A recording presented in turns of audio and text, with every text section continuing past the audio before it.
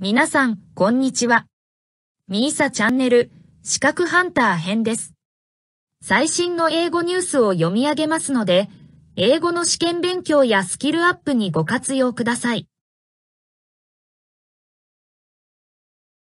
More than 100 killed in bloodiest day of Myanmar's military crackdown. By VOA News. Updated March 27, 2021, 5:57 p.m. Anti-coup protesters flashed the three-finger salute, a symbol of resistance, as they are confronted by security forces in Pakita Township, Yangon, Myanmar, March 27, 2021. More than 100 people were killed Saturday in Myanmar, as the military junta backed by police continued a brutal, countrywide crackdown on pro-democracy protesters on Armed Forces Day, marking the deadliest day of protests since the February 1st military coup. The Myanmar Now news site reported late Saturday a nationwide death toll of at least 114, with at least 29 people killed in the northern city of Mandalay, including a boy as young as 5 years old. The Associated Press cited a Yangon-based independent researcher, who put the death toll at 107, both numbers exceeding a previously reported high of 90 killings on March 14. According to news wires, security forces also killed civilians in the central Sagaing region, the eastern town of Lashio, the south-central region of Bado, near Yangon, and in other parts of the country.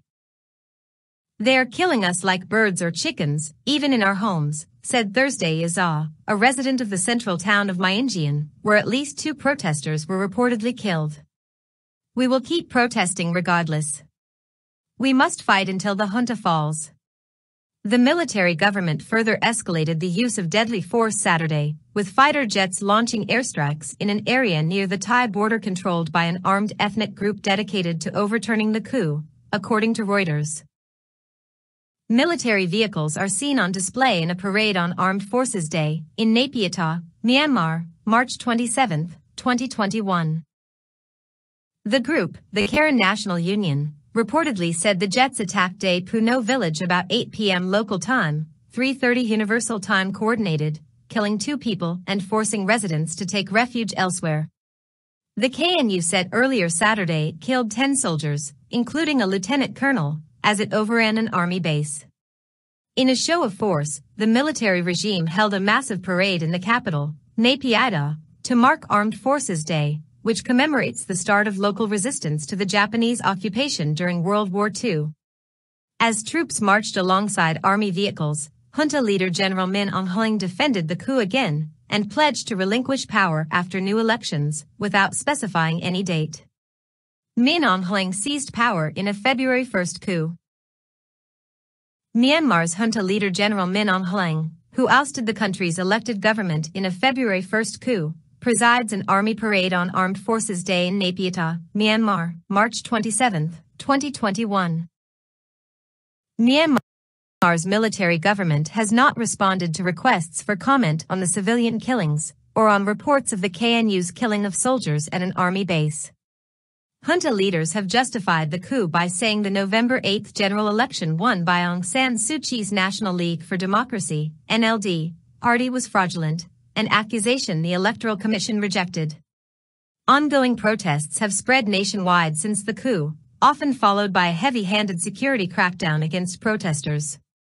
Myanmar's military government had warned protesters they could risk being shot in the head during anti-coup demonstrations Saturday, as the country observed Armed Forces Day, according to state media.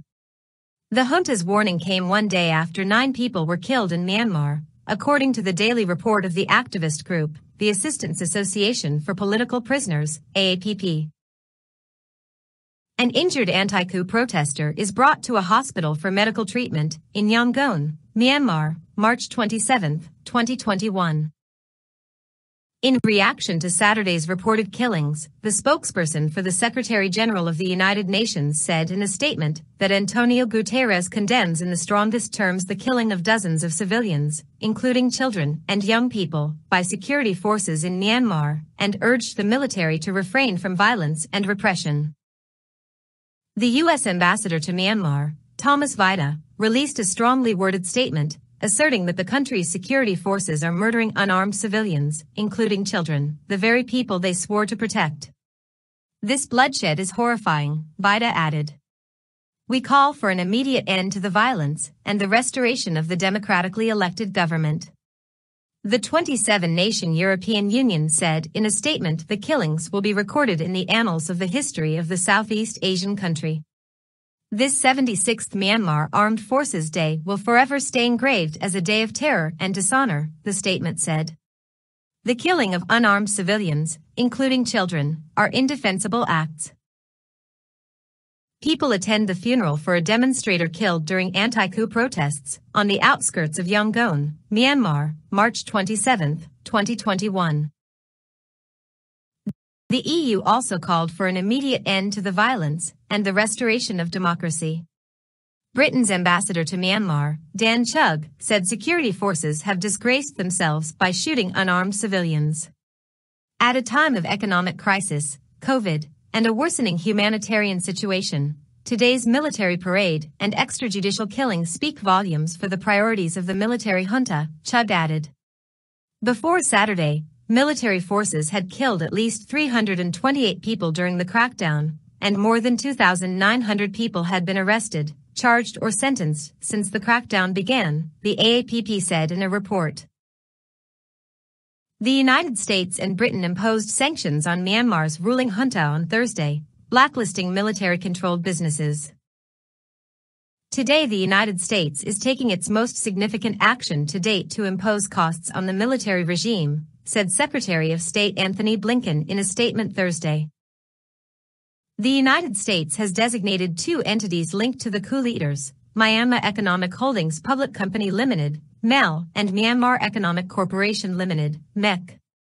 MEL and MEC are the two largest military holding companies in Burma, and all shares in them are held and managed by current or former Burmese military officers, regiments, and units, and organizations led by former service members, the statement said.